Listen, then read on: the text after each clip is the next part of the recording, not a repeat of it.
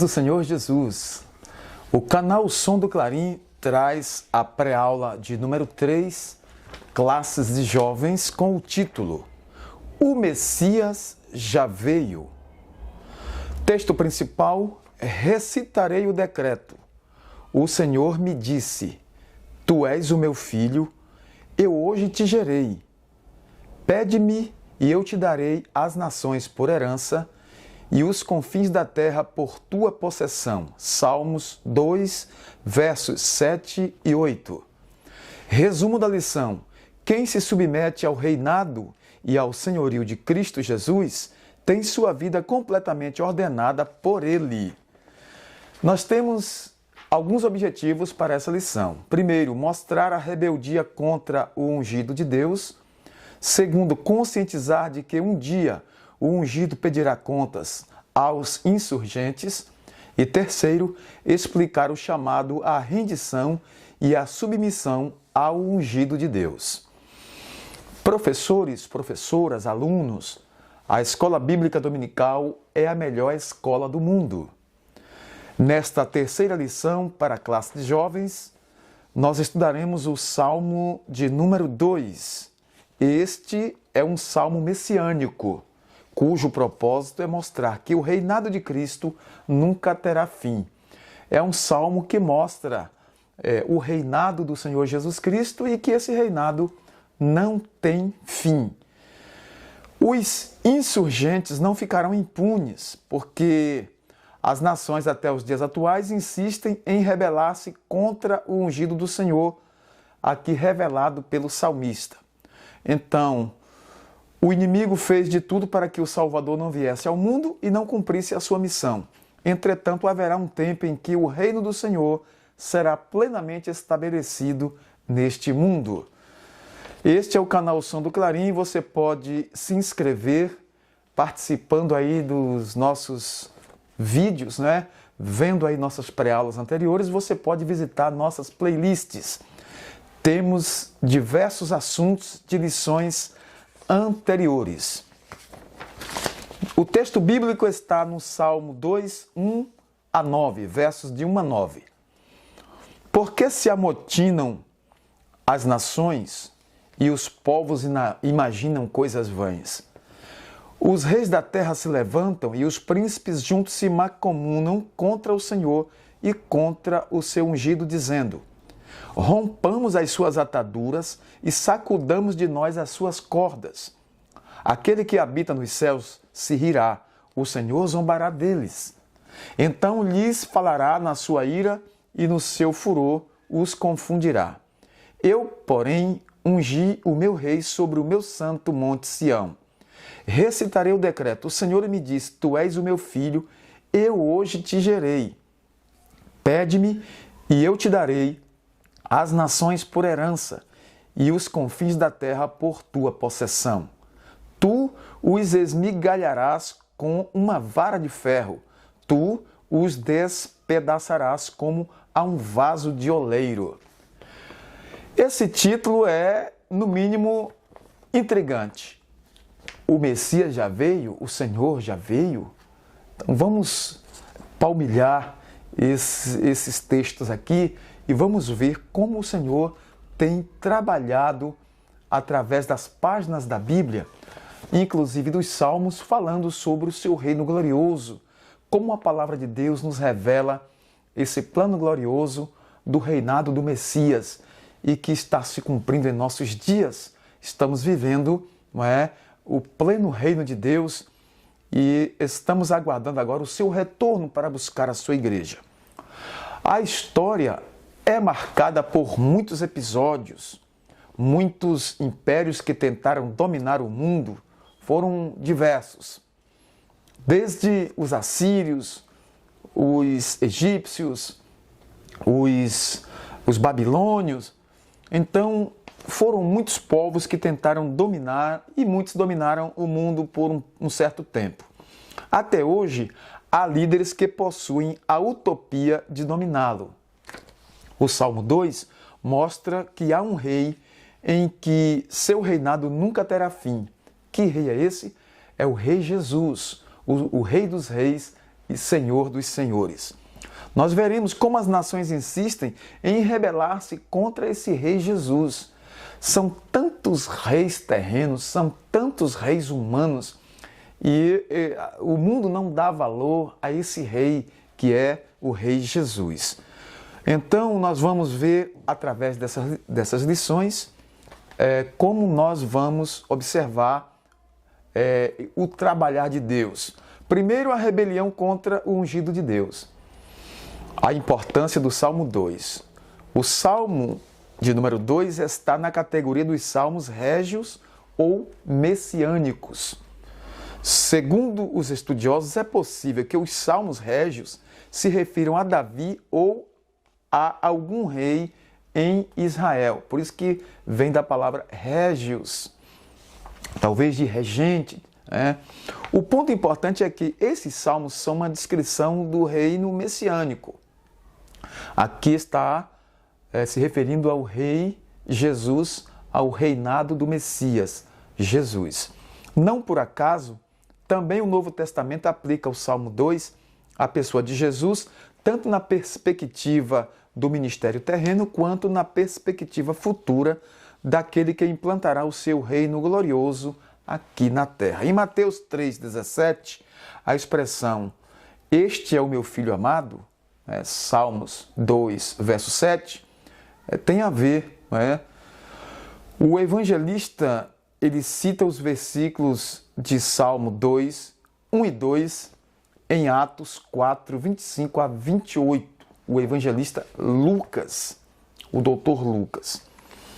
E a aplicação se refere à perseguição registrada no Salmo a Jesus. Essa perseguição está registrada aí com referência a Jesus. A rebelião das nações. Vamos ver, o Salmo está estruturado em 4 blocos de 3 versículos cada. Versículos de 1 a 3, de 4 a 6, de 7 a 9 e de 10 a 12. 4 blocos. Primeiro bloco, 1 a 3, segundo bloco, 4 a 6, terceiro bloco, 7 a 9 e quarto bloco, de 10 a 12. O primeiro bloco diz respeito à rebelião dos gentios contra a autoridade de Deus.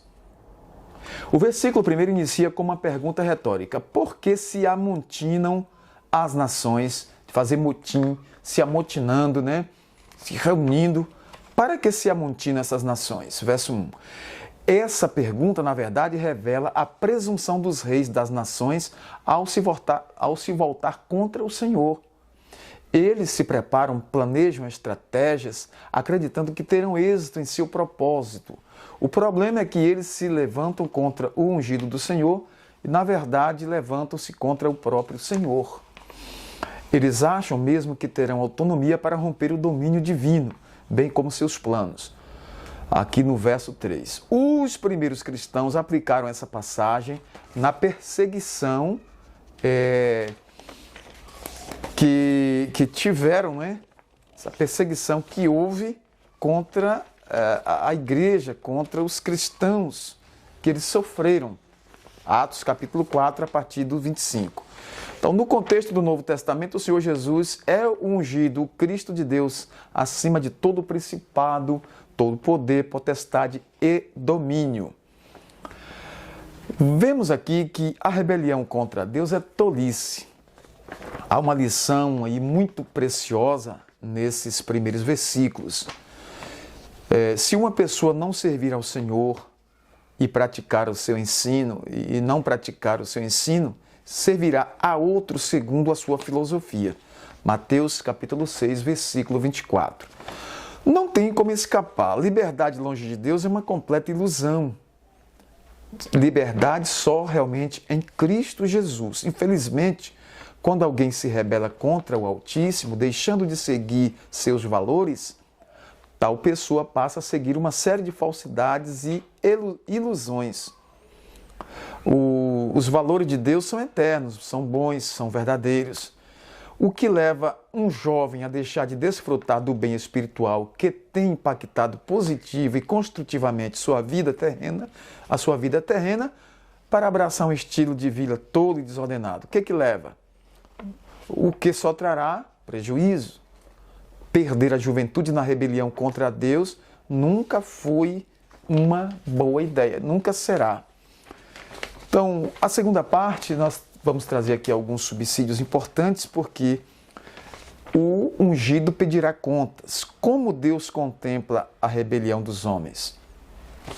No verso 4, temos aqui uma resposta de Deus num tom de desprezo e escárnio, típicas expressões da natureza humana. É muito comum essa linguagem na Bíblia, para que o homem entenda. Na teologia denominada de antropopatismo, ou seja, atribuição das paixões humanas a Deus. Confira Gênesis 6:6, Zacarias 8, versículo 2. Essa figura de linguagem, o antropopatismo, essa figura de linguagem nos ajuda a compreender as verdades eternas da Bíblia de acordo com a nossa capacidade. Deus está olhando para a rebeldia humana, zombando dela, porque Ele mesmo falará aos homens no derramamento da sua ira, no versículo 5. Então, os homens não podem fazer nada contra a soberania de Deus. Muitos lutam contra reis, contra impérios, contra governos, para tentar derrubar um regime, mas contra Deus ninguém prevalecerá. Não por acaso o Novo Testamento apresenta a passagem que revela essa mesma relação entre Jesus e o Pai, que diz assim: quem vos recebe a mim, me recebe, quem recebe ao Pai vos recebe a mim, ou quem me recebe, recebe ao Pai, e quem me recebe a mim, recebe aquele que me enviou. Jesus ensinou aqui em Mateus 10:40, e também você pode conferir isso em João capítulo 13:20, que quem recebe a Cristo recebe ao Pai. Quem vos recebe a mim, me recebe. Quem vos recebe a mim, recebe, quem me recebe, recebe aquele que me enviou. Os homens não podem fazer nada contra a soberania de Deus, porque Deus ungiu o seu rei sobre o monte Sião, isto é, o monte da sua santidade, onde está o santo templo, aqui do verso 6 dos Salmos. O ungido do Senhor servirá e regerá. Ele veio a primeira vez e serviu, disse: o Filho do Homem não vem para ser servido, mas para servir, e agora ele virá para reger o mundo com grande rigor, vamos dizer assim. O ungido do Senhor regerá o mundo com todo rigor, com vara agora de ferro. O que quer dizer isso? Com firmeza. Não é? O Rei Jesus, ele virá, e nesse período do milênio, onde o Senhor reinará, ele reinará com vara firme, com vara de ferro. O versículo 7 remonta a um oráculo divino ou profecia em que é dito ao ungido do Senhor: tu és o meu filho, hoje eu te gerei. Essa expressão tem a ver com um herdeiro da casa de Davi para sempre. Todos prestarão contas. Então é importante o jovem observar isso aqui, porque todos prestarão contas dos seus feitos. Os homens que arrogam para si orgulho e soberba e ao mesmo tempo buscam a rebelião contra o Altíssimo estão fadados ao fracasso. Da mesma forma que eles foram dotados de poder, podem perdê-lo a qualquer momento. Em Daniel 2:21 tem o registro e diz que Deus realmente é quem está no poder, ele bota, ele tira quem ele quer. Por isso precisamos andar em humildade e mansidão, como Jesus ensinou em Mateus 11:29. A soberba e a arrogância humanas só levam o caminho de perdição. As palavras do Senhor Jesus, elas são claras. Mateus 11:29. Então Deus mostra com clareza que, seja quem for, um dia todos estaremos diante do juiz para prestar contas de todas as nossas ações.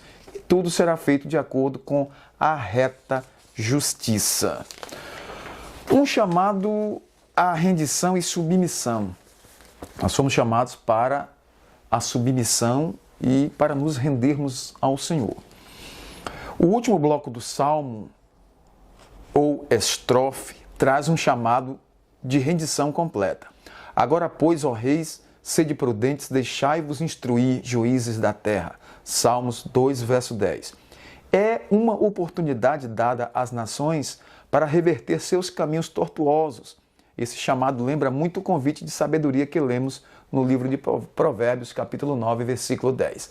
Deus sempre dá uma oportunidade, Deus sempre dá chances, Deus sempre abre oportunidades. Se o homem não souber aproveitar, então a consequência será muito séria.